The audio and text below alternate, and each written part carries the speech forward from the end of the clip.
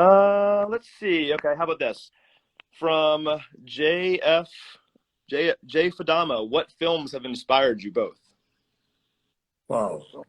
I mean, what genre? I mean, obviously, the mob genre. You can't. I'd be remiss without saying, The Godfather 1 and 2. But I love Scorsese's works. I've always been a fan of Scorsese's works.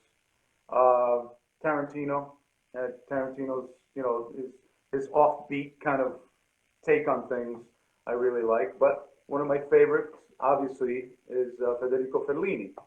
And when I named my production company after one of my favorite films that Federico did, which was La Strada production, La Strada film. I named my production company La Strada. Wow. Okay. I would say that, believe it or not, I started watching films in my teens. I watched a lot of Italian neorealism.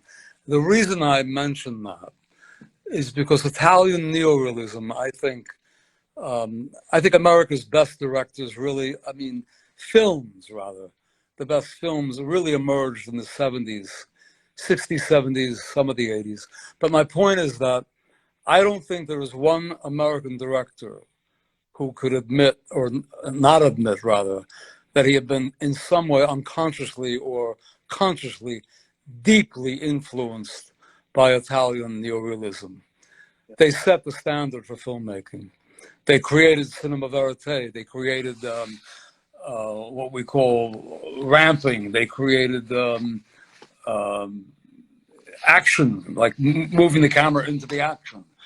They've made films. I mean, whether it's Rossellini or whether it's there's so many of them made films that you would think are actually a documentary. So the staggering realism that they brought to films really influenced filmmakers, even Elia Kazan On the Waterfront, very influenced by Italian realism. And I think that grabbed me not only as a person thinking about making films, but as an actor deeply, because my favorite actors of all time are from that era.